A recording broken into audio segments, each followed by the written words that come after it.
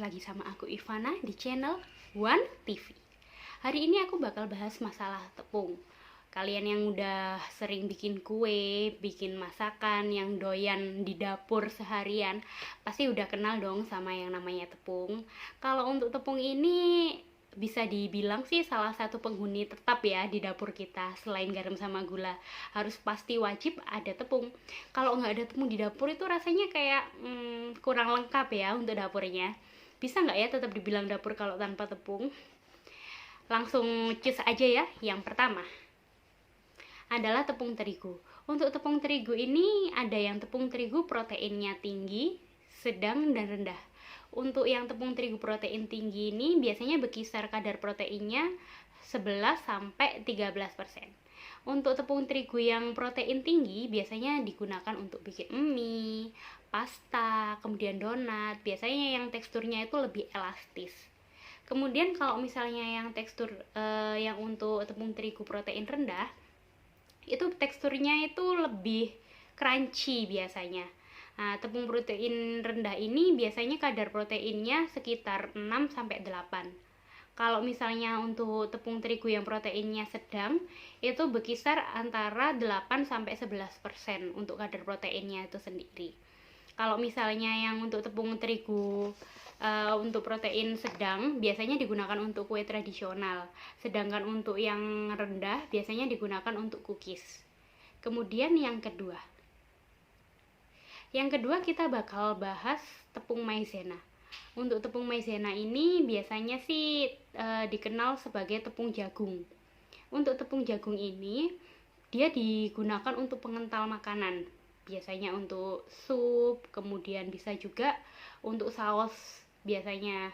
Kemudian kalau misalnya tepung maizena ini bisa juga loh dipakai di puding. Kalau misalnya untuk puding biasanya dia efeknya itu lebih kayak melembutkan puding. Sedangkan untuk cookies biasanya tepung maizena ini bisa lebih crunchy, bikin cookies itu lebih crunchy kayak gitu.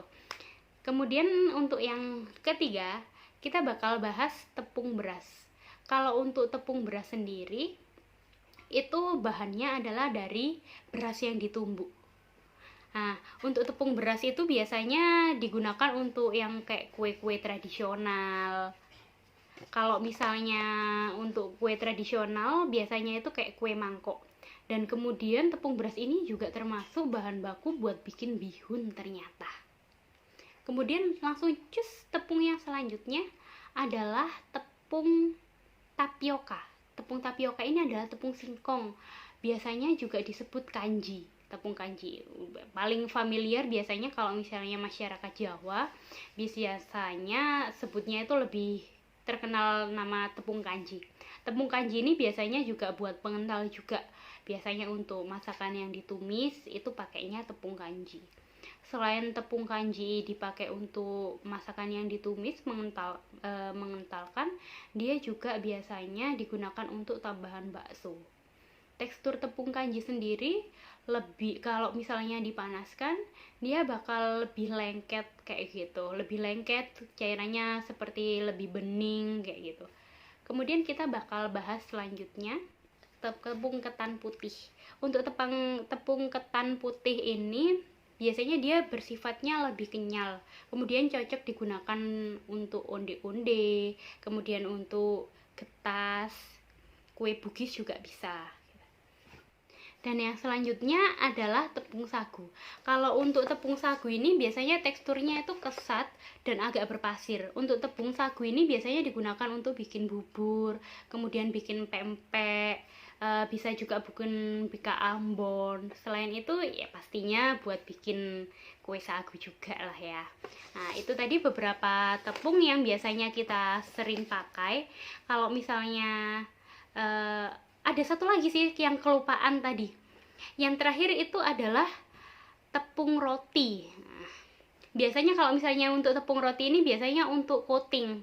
Jadi biasanya untuk bikin risol kayak gitu itu untuk coating bagian luar. Tepung roti ini biasanya terbuat bukan biasanya ya, tapi tepung roti ini terbuat dari roti yang dikeringkan. Jadi roti tawar yang dikeringkan, dihancurkan. Jadi dia teksturnya itu kasar kayak gitu. Itu sih tepung-tepung yang kita bahas hari ini. Thank you guys sudah nonton. Bye. Jangan lupa share, subscribe, dan juga komen. Dadah.